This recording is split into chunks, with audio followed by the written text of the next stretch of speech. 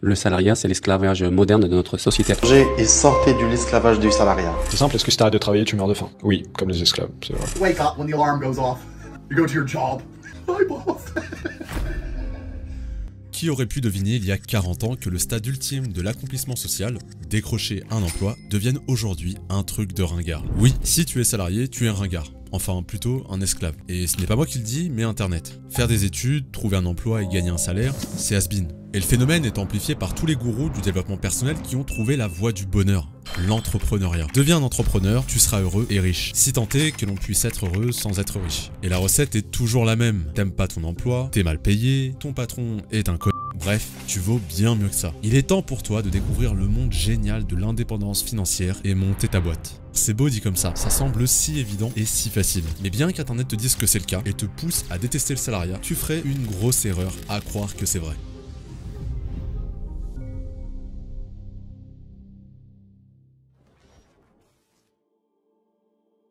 La rat race est une expression qui devient de plus en plus populaire depuis ces 15 dernières années et décrit la poursuite effrénée de la réussite financière et professionnelle, souvent au détriment de la qualité de vie et du bien-être personnel. C'est une course sans fin, stressante et compétitive pour atteindre des objectifs purement matériels. La rat race symbolise donc la personne qui a fait des études, trouve un emploi, travaille pour gagner un salaire plus ou moins correct et finit par dépenser son argent dans des biens matériels pour combler un manque dans sa vie, le manque de liberté et surtout la liberté d'organiser son emploi du temps comme on souhaite. En poussant l'analyse un peu plus loin, on s'aperçoit de plusieurs choses intéressantes. Premièrement, la rat race met à égalité tous les salariés. Donc que tu sois travailleur à l'usine ou que tu bosses dans un fonds d'investissement, peu importe, à partir du moment où tu es salarié, tu es dans la rat race. Deuxièmement, la rat race ne naît pas au moment où on décroche notre premier job. Elle prend naissance dès le moment où nous choisissons de faire des études supérieures pour devenir salarié. La rat race est donc avant tout un concept idéologique, un état d'esprit avant de se traduire par un mode de vie. Troisièmement, la rat race vient surtout faire le constat qu'en étant salarié, il devient impossible de devenir riche. C'est notamment Robert Kiyosaki dans son ouvrage Père riche, Père pauvre qui explique qu'être riche ce n'est pas avoir un gros salaire, c'est avant tout de mettre en place des actions qui permettront de gagner de l'argent sans y consacrer tout notre temps. Quatrièmement, la rat race ne prend vie que dans une société développée. Ce conditionnement psychologique n'existe pas par nature à l'échelle de l'individu. La mentalité rat race s'installe dès lors où l'être humain vit dans une société développée où l'emploi régit le mode de vie des individus. Le paradoxe est donc qu'une société moins développée, dotée d'une population plus précaire, est considérée comme plus libre. Le problème avec les réseaux sociaux, c'est que les gourous du développement personnel t'expliquent que si tu es salarié, tu ne peux pas devenir riche, sans prendre en compte le fait que tous les salariés ne sont pas dans la même situation. On pourrait dire qu'il existe trois grands types de salariés. Premièrement, les salariés précaires, donc c'est ceux qui exercent les métiers les plus contraignants physiquement et qui ont un salaire assez faible. En général le SMIC, et qui font un nombre d'heures bien défini par semaine. Ce sont souvent les métiers qui ne requièrent que peu ou pas de qualification. Deuxièmement, on va trouver les salariés de bureau. Alors ce sont des personnes qui ont une activité entre guillemets intellectuelle, avec des horaires normalement bien définis, par exemple 35 heures par semaine, mais qui vont avoir tendance à en faire un peu plus, entre 40 et 45. Ce sont aussi des personnes qui gagnent parfois à peine plus que les salariés précaires et qui ont tendance à perdre de plus en plus en pouvoir d'achat. Ce sont souvent les métiers qui requièrent d'avoir fait un minimum d'études supérieures, en général entre Bac+2 et Bac+5. Troisièmement, on va trouver les salariés privilégiés. Ce sont des salariés de bureau avec un métier souvent très rémunérateur, qui s'accompagne d'un prestige social, mais qui sacrifient beaucoup de leur vie privée. Ce sont des métiers où on peut passer facilement entre 80 et 100 heures par semaine au travail. Là, on parle de métiers très spécifiques comme la finance d'entreprise, tout ce qui va être M&A, private equity, mais aussi la finance de marché, par exemple les sales et les traders, ou encore le conseil en stratégie. Côté rémunération, pour beaucoup d'entre eux, on parle de salaire à 6 chiffres dès la première année, avec la possibilité d'atteindre plusieurs millions en fin de carrière. On s'aperçoit alors que ces trois grandes classes partagent un point commun. Ils sont tous salariés. Autrement dit, leur métier est pour tous indistinctement ce qui les fait vivre. Néanmoins, le rapport de force qu'ils ont avec leur situation n'est pas du tout le même. Si on prend les deux premières classes, ces salariés ont un niveau de vie offert par leur travail qui ne leur permet que peu de liberté, si ce n'est de changer d'entreprise pour espérer ensuite avoir un meilleur salaire. En revanche, les salariés de la troisième classe sont dans une situation totalement différente. Ils ont dès le départ un salaire élevé avec une rémunération exponentielle année après année. Autrement dit, ils peuvent très bien ne travailler que quelques années et quitter leur job, que ce soit pour faire autre chose ou même ne rien faire du tout, sans avoir à être préoccupés par le manque de ressources financières. Autrement dit, les salariés de cette troisième classe peuvent bien qu'en étant salariés gagner beaucoup d'argent et s'offrir une liberté par la suite. Alors certes, ce n'est pas la majorité de la population qui rentre dans cette classe, mais ce que je cherche à te démontrer, c'est que le raisonnement des fameux gourous est biaisé dès le départ. En réalité, ce n'est pas le salariat en tant que tel qui pose problème, mais les conditions de travail. Le salariat n'a jamais subi autant de critiques que depuis ces dernières années. Et c'est plutôt une bonne chose finalement, puisqu'un système qui n'est pas critiqué ne peut pas s'améliorer. Cette remise en cause du salariat s'est intensifiée avec le Covid-19 qui a mis beaucoup d'entreprises à l'arrêt. Ça a été l'occasion pour nous de faire pause dans nos vies et a permis à des salariés de prendre le temps de réfléchir. Première critique, l'équilibre vie pro-vie perso.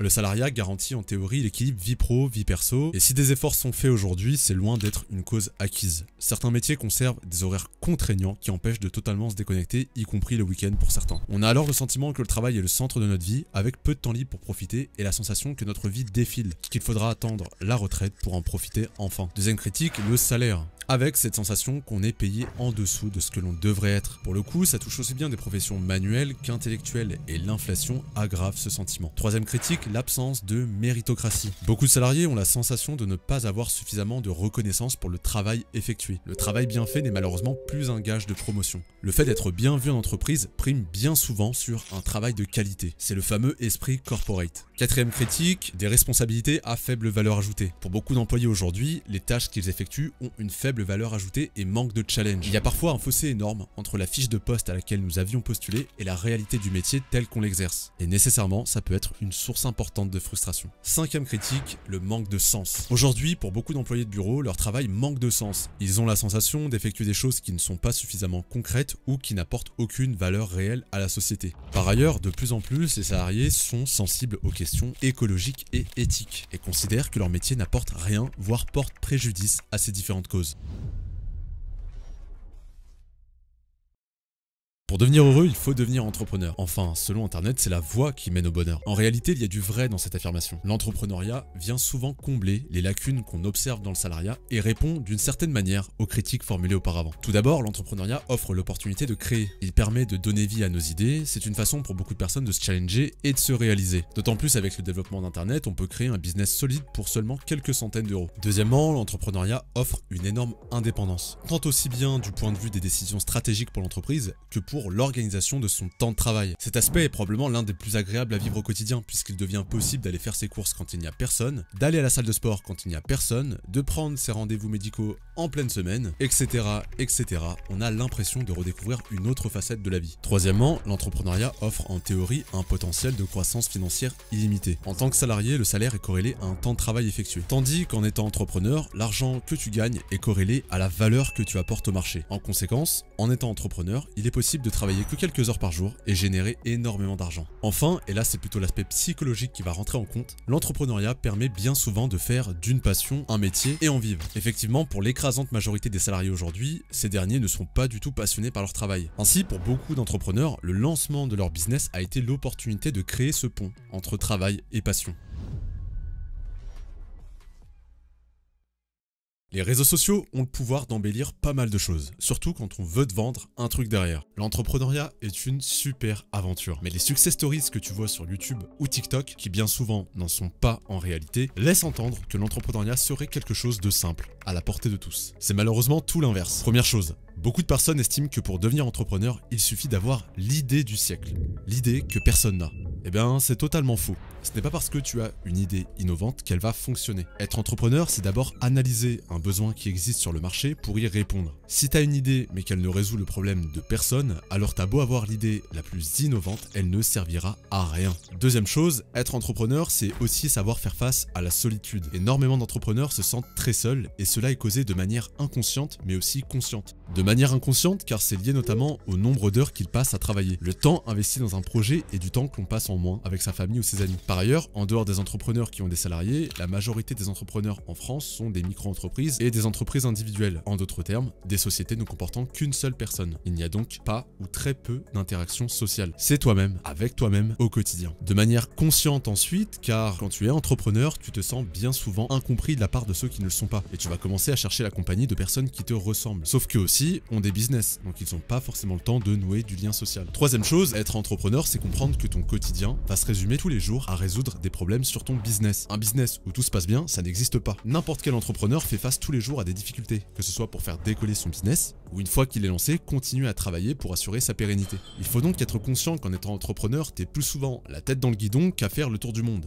La vie de digital nomade, c'était peut-être vendeur en 2016, mais aujourd'hui, tout le monde sait que la réalité est bien différente. La vérité, c'est qu'aujourd'hui, un entrepreneur passe le plus clair de son temps derrière son bureau, à réfléchir, à créer ou faire des calls, plutôt que d'être sur une plage toute l'année en laissant l'argent rentrer tout seul comme par magie. Quatrième chose, et ça fait la suite avec le point précédent, être entrepreneur, c'est savoir faire preuve de résilience. C'est accepter les échecs que tu vas subir et comprendre que tu vas réussir uniquement si tu prends le temps de comprendre pourquoi ce que tu as fait n'a pas fonctionné et que tu réessayes encore et encore. Parfois, ça peut prendre une vie, et il faut le dire, il y a des personnes qui essaieront toute leur vie et n'auront jamais de résultat. Cinquième chose, et cette remarque s'applique surtout à la France, beaucoup d'entrepreneurs, même extrêmement passionnés, se démotivent avec le temps en raison des impôts qu'ils paient. Si tu te lances et que tu commences à générer un peu d'argent, tu vas vite déchanter en voyant ce que tu gagnes réellement à la fin, après que le fisc et l'URSSAF soient passés par là. Tu perds environ 50% de ce que tu as généré. Alors tu as deux solutions, soit quitter le pays, ou faire exprès de ne pas générer trop de chiffre d'affaires pour éviter de payer trop d'impôts. Enfin, l'entrepreneur est indépendant sur le papier, mais en pratique, il est dépendant de ses clients. C'est ce pourquoi la satisfaction client est au centre de tous les business. Si tu lances un business avec un produit pourri, tu arriveras peut-être à le vendre, mais tes clients ne reviendront jamais. Et petit à petit, ton business va disparaître. Le client devient ton donneur d'ordre. C'est lui qui fait la santé de ton entreprise et c'est lui qui te fait manger à la fin du mois. Ce n'est pas pour rien qu'il y a des gars qui prétendent être riches sur YouTube et continuent à faire des lives TikTok ou YouTube pour quémander l'argent de leurs abonnés. Car ils savent que leur survie tient au fait d'arriver à convaincre de nouveaux clients puisque les anciens ne reviendront jamais. Bien que beaucoup de critiques formulées à l'encontre du salariat portent leur lot de vérité, le salariat est loin d'être ringard. Je t'en parle d'autant plus que j'ai un pied dans les deux camps. J'ai un pied dans le salariat, dans un des milieux professionnels les plus difficiles à intégrer, et j'ai un pied dans l'entrepreneuriat depuis près de 7 ans. Tout d'abord, considérer que le salariat est ringard, c'est renverser les valeurs acquises depuis longtemps. Décrocher un emploi a toujours été considéré comme une forme d'accomplissement social, et c'est une réalité. Force est de constater que si les réseaux sociaux te disent que le salariat c'est de l'esclavage, c'est juste parce que jouer les dissidents et aller à contre-courant de la pensée dominante, ça fait stylé. Il crée volontairement chez toi ce qu'on appelle un biais cognitif. Pourtant, les vendeurs de formation qui aujourd'hui descendent le salariat sont ceux qui en réalité n'avaient pas d'autre choix que de devenir entrepreneurs, car ils ont bien souvent un CV vide, avec un parcours scolaire chaotique et des expériences professionnelles limitées. Ça ne veut pas dire qu'aujourd'hui ils ne gagnent pas beaucoup d'argent, mais il faut prendre conscience qu'il est beaucoup plus facile de critiquer un statut professionnel quand la vie t'en a exclu. Deuxièmement, le salariat offre une stabilité financière. Même si les salaires pourraient être plus élevés, le salariat te permet d'avoir un revenu qui tombe de manière automatique tous les mois sans que tu n'aies à te prendre la tête. Cette stabilité financière offre pas mal d'avantages, comme la possibilité d'emprunter assez facilement puisque les banques octroient des crédits plus facilement à un salarié avec un revenu faible mais régulier qu'à un entrepreneur avec des revenus parfois élevés mais irréguliers. Au-delà de ça, si tu ambitionnes d'être entrepreneur, le salariat aide énormément pour commencer à investir de l'argent dans ton business. Ça peut être un véritable allié quand tu as besoin de quelques centaines d'euros pour te lancer. Troisièmement, et cet argument s'applique surtout dans les métiers considérés comme très sélectifs, le salariat va te permettre d'être exposé à des personnes que tu n'aurais jamais pu rencontrer ailleurs, que ce soit des collègues ou des clients. Pour ma part, mon activité de salarié me permet d'être entouré de personnes brillantes avec qui on s'apporte énormément d'un point de vue intellectuel. Mais je suis aussi exposé à des clients du top management des plus grosses entreprises mondiales. Le salariat m'a permis de créer un réseau très solide de personnes et cela m'a offert des opportunités que je n'aurais jamais eues si je n'étais pas passé par l'emploi que j'occupe. Et finalement, même dans les métiers considérés comme moins sélectifs, on peut toujours parvenir à faire de belles rencontres car il y a des personnes ambitieuses et intéressantes dans toutes les strates de la société. Quatrièmement, on oublie souvent que sans salarié, une entreprise ne pourra jamais scaler. Si tu as un petit business en ligne, tu peux te permettre de travailler solo, déléguer quelques tâches à des prestats et parvenir à générer quelques milliers d'euros. En revanche, quand tu as des ambitions beaucoup plus grandes et que tu veux faire scaler ton business, notamment pour atteindre plusieurs millions de chiffres d'affaires, tu vas devoir obligatoirement passer par des salariés que tu vas recruter en fonction de leurs compétences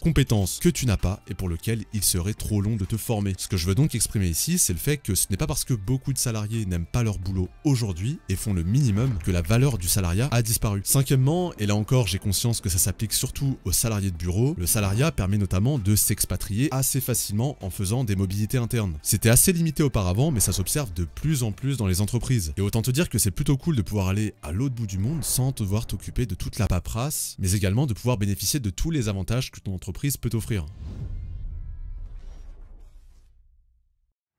Si on aborde le sujet du point de vue sociologique et psychologique, le fait de devenir entrepreneur ou salarié relève davantage d'un type de personnalité que d'un choix qui s'offre à nous. D'un côté, tout le monde n'est pas fait pour être entrepreneur, et c'est une vérité. Fâchez-vous comme vous voulez, je m'en fous! Se lancer dans l'entrepreneuriat, c'est d'abord avoir l'état d'esprit pour entreprendre. C'est avant tout avoir un état d'esprit conditionné à prendre des risques, apprécier le challenge et aimer la difficulté. Également, un autre aspect important, c'est l'autodiscipline. Quand tu as ton business, il n'y a personne pour te dire quoi faire. C'est à toi d'être suffisamment discipliné pour faire faire les choses par toi-même. Et ce, même si tu n'en as pas envie. Et on peut faire le parallèle avec le sport. Dans l'écrasante majorité de la population, les gens ont besoin d'être motivés par un coach ou par des amis pour aller à la salle de sport. Très peu de personnes arrivent à y aller plusieurs fois dans la semaine pendant plusieurs années, même quand ils en ont pas envie. C'est pas pour rien qu'on fait souvent le parallèle entre sport et entrepreneuriat, puisque les deux disciplines requièrent les mêmes qualités humaines. Et pour finir, être entrepreneur, c'est savoir faire preuve de responsabilité. Si tu fais de la merde, c'est toi le responsable. Il faut savoir assumer quand on fait n'importe quoi, y compris financièrement et juridiquement. De l'autre côté, tout le monde n'est pas fait pour être salarié. C'est tout d'abord savoir accepter l'autorité hiérarchique. Quand bien même on peut avoir une forte personnalité, il faut arriver à la maîtriser, surtout quand notre hiérarchie fait des choix stupides. Or, l'esprit de contestation très présent chez un entrepreneur n'a que très peu sa place dans le monde du salariat. Ensuite, être salarié, c'est savoir travailler avec des personnes qui ont probablement une personnalité différente de la nôtre, pour le meilleur ou pour le pire. Il y a donc de vraies qualités relationnelles en termes de communication à avoir. Enfin, pour être salarié, il faut avoir l'état d'esprit corporate, que cela soit sincère ou non. Il faut bien comprendre qu'en entreprise, à un moment, l'ascension hiérarchique tient compte d'un critère politique, c'est-à-dire tout simplement être bien vu. Et pour être bien vu, il suffit pas de se pointer aux soirées d'entreprise. Il faut avoir un vrai capital sympathie pour arriver à provoquer l'adhésion des autres à notre personne. Je considère cette faculté à jouer d'un capital sympathie comme une vraie compétence dont tout le monde n'est pas pourvu. Il y a beaucoup de personnes qui confondent ça avec le fait de faire de la lèche pour avoir une promotion. Mais sauf exception, ce n'est pas ça qui va te faire franchir le plafond de verre. Est-ce à dire alors qu'on est condamné à rester entrepreneur ou rester salarié? Alors non, heureusement, mais ça je vais le détailler juste après. En soi, il faut comprendre qu'être entrepreneur ou être salarié est plus dépendant de la personnalité des individus que d'autre chose. Un salarié parfait ferait souvent un mauvais entrepreneur et un entrepreneur à succès un très mauvais salarié. Chacun a des qualités propres et des savoir-faire différents. Depuis quelques temps, on observe une tendance perceptible sur le marché du travail, celle des salariés entrepreneurs. Alors ça peut paraître dissonant par rapport à ce que j'expliquais précédemment, mais en fait non. Ce qu'il faut comprendre, c'est qu'il existe une minorité de personnes qui arrivent à avoir une double casquette. Bien souvent, c'est des personnes qui ont déjà l'esprit entrepreneurial et qui sont salariés par nécessité ou qui se servent du salariat pour compenser les risques de l'entrepreneuriat. Ce que je veux dire, c'est que ces personnes avaient déjà ce truc en elles. Finalement, c'est quelque chose de très positif de voir un engouement de personnes qui décident de se lancer dans l'entrepreneuriat en conservant leur statut de salarié. Je ne crois pas qu'il s'agisse d'un effet de mode, mais plutôt un réveil de pas mal de salariés qui ont cette fibre entrepreneuriale en eux et qui ont compris que le salariat pouvait être un allié pour devenir indépendant financièrement à terme. C'est probablement d'ailleurs l'un des choix les plus intelligents à faire. Si on est suffisamment malin, on peut arriver à capitaliser sur ce qu'on apprend dans le salariat pour le revendre ensuite en étant entrepreneur. Ça permet généralement de faire beaucoup d'argent et de prendre notre indépendance. Alors bien que la situation semble idyllique, je suis obligé quand même d'y apporter une réserve. Avoir un pied dans les deux camps, c'est loin d'être simple dans la mesure où on ne peut se consacrer à 100% ni à l'un ni à l'autre. Mais il faut quand même trouver du temps pour chacune de ces activités. La plus grosse difficulté, c'est donc d'arriver à faire la part des choses et d'être suffisamment organisé pour gérer les deux en même temps. Ça demande une énorme discipline, parce qu'il faut accepter qu'après ta journée de boulot et le week-end, pendant que d'autres profitent, toi, tu vas devoir bosser sur tes projets malgré la fatigue. Que tu sois salarié ou entrepreneur, tu travailles pour gagner de l'argent. Tout le monde aime l'argent.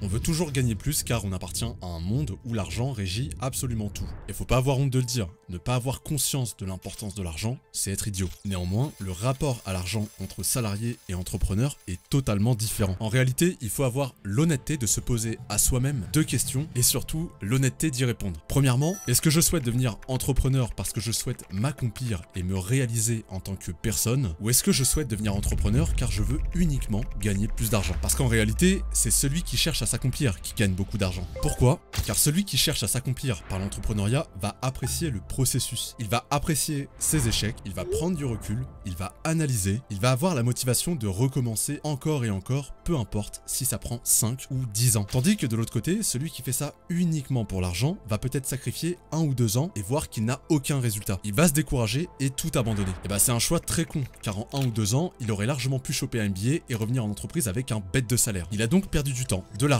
et c'est la meilleure chose pour entrer dans un cercle infini de frustration, perdre confiance en soi et finalement se dire que notre place n'est nulle part. Il y a donc quelque chose de très risqué à vendre l'entrepreneuriat à des gens qui n'ont pas le profil pour être entrepreneur. On en revient à cette question de personnalité. Si tu es fait pour être entrepreneur, tu le sais au fond de toi-même. Et t'as pas besoin de regarder des vidéos de Yomi Denzel pour te dire « Ah ok, je me lance ». En revanche, si c'est des vidéos de motivation ou d'autres bullshit qui te poussent à te lancer, c'est que tu n'as pas le profil. Car la seule chose qui t'a motivé n'est pas le fait de t'accomplir, mais le fait d'accéder à un meilleur mode de vie. Or, accéder à un meilleur mode de vie, contrairement à ce qu'Internet te raconte, c'est possible avec le salariat.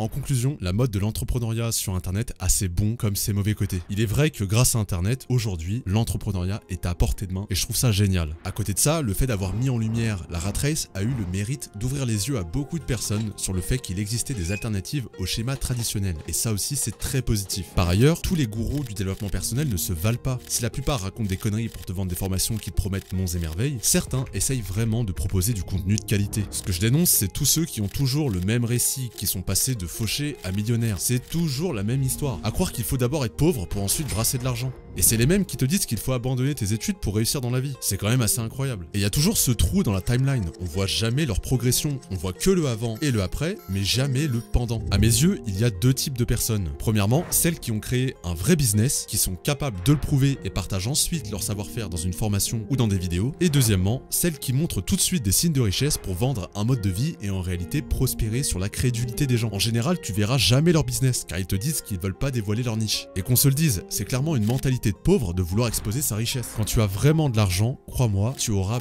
bien mieux à faire que d'essayer de prouver quoi que ce soit aux yeux des autres. Eux qui te parlent tout le temps de mindset sont la preuve qu'ils n'appliquent pas ce qu'ils prêchent. L'entrepreneuriat est une super aventure, et je ne te dirai jamais le contraire. C'est souvent un moyen de s'épanouir contrairement au salariat. On y apprend énormément de choses et surtout sur soi. Néanmoins, il y a beaucoup plus d'échecs que de success stories. Et surtout, tout le monde ne s'épanouit pas dans l'entrepreneuriat. Et ça, il faut le dire. Si tu penses avoir la personnalité pour te lancer et que tu es convaincu que c'est la voie qu'il te faut, alors c'est génial et je te recommanderais de bien analyser le marché que tu souhaites pénétrer et également parler avec des entrepreneurs du marché en question pour véritablement comprendre leur quotidien et ce qui t'attend. Aussi, je te recommanderais de te lancer en étant salarié et non pas quitter ton emploi pour cela. Dès que tu génères suffisamment de revenus de manière régulière et que tu as pu mettre un peu d'argent de côté par mesure de sécurité, là, tu peux te lancer à 100%. En revanche, si tu as des doutes sur le fait de te lancer et que tu ne t'épanouis pas dans ton emploi de salarié, la solution serait peut-être de commencer à chercher un autre poste dans une autre entreprise pour aller y prendre un meilleur salaire et de meilleures conditions de travail, quitte à te lancer après dans l'entrepreneuriat si tu t'aperçois que le salariat n'est vraiment pas fait pour toi. Depuis le Covid, les conditions de travail s'améliorent quand même.